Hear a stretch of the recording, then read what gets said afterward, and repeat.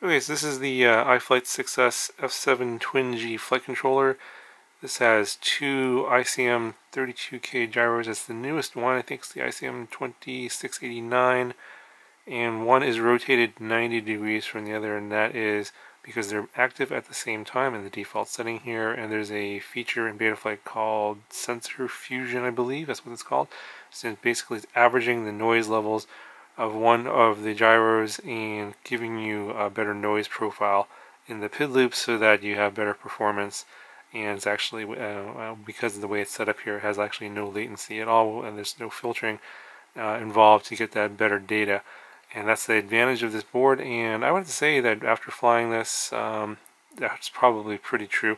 Now, I only flew this on the default, I guess it's Betaflight 356 on here, the default PIDs, and so it was on a 5-inch with 5-inch props, 22.8 motors.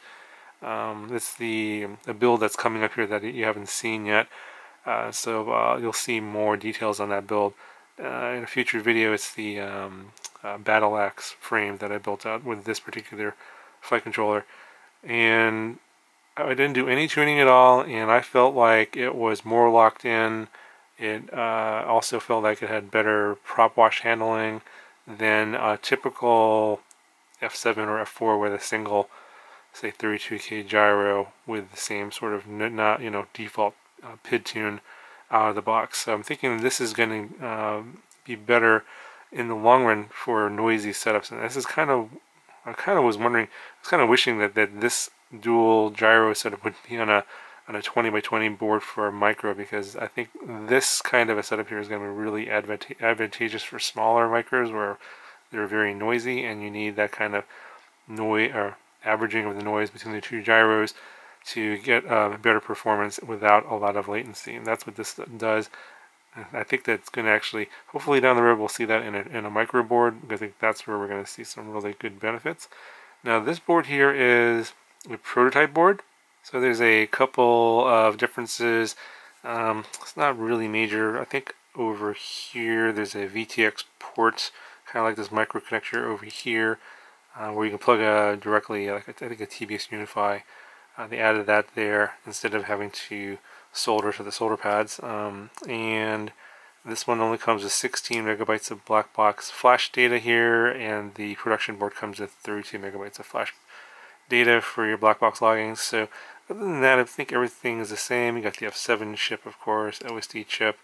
It's got the 5-volt BEC. The layout here is pretty standard. Obviously, you have your 4-in-1 ESC connection here, and that's going to be for 4-in-1 ESC wiring looms. So you got your ground, battery, your 4 motor connections, current sensor, and TX for your ESC telemetry, probably for DShot 1200 ESC. And then if you want to use the solder pads instead, you have the 4 motor connections here, and the 5, 6, 7, and 8 motors are also available here over your solder pads. You have your current sensor, battery, voltage there, T5, I think that's ESC telemetry if you want to use that, and then ground. And then over here you have your camera connections, so you have video in, 5 volts ground, camera control for analog camera control. T2 is going to be for, I think, smart audio, video out for the VTX battery and ground.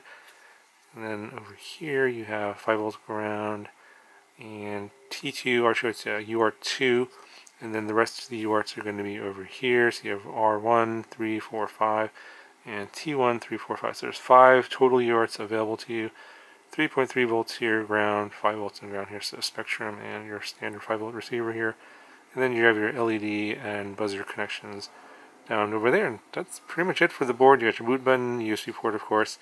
It does have M4 holes, and you do get little grommets here to convert to M3.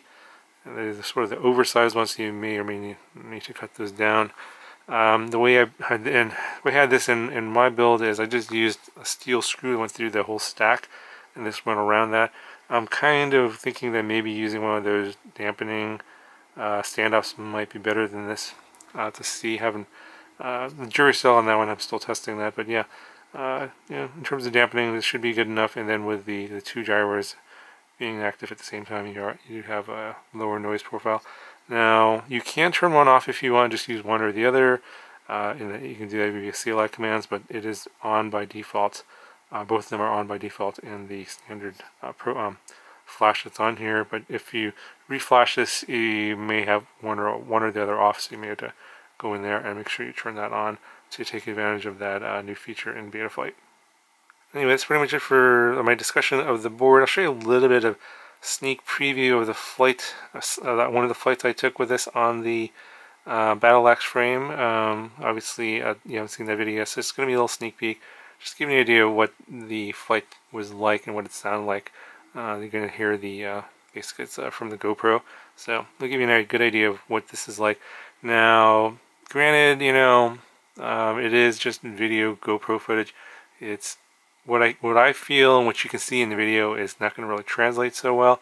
So you may or may not agree with what I'm saying in terms of the feel of it, because you obviously can't feel what I'm feeling in terms of what the gyro is giving back to me in terms of stick feel and the tune in just the video footage. So take it with a grain of salt, but I know that some of you guys want to see video footage, so I'm just going to show you some video footage. Anyway, got any questions, let me know about this, and I'll put links down in the description if you want to check it out, and I'll talk to you guys in the next video.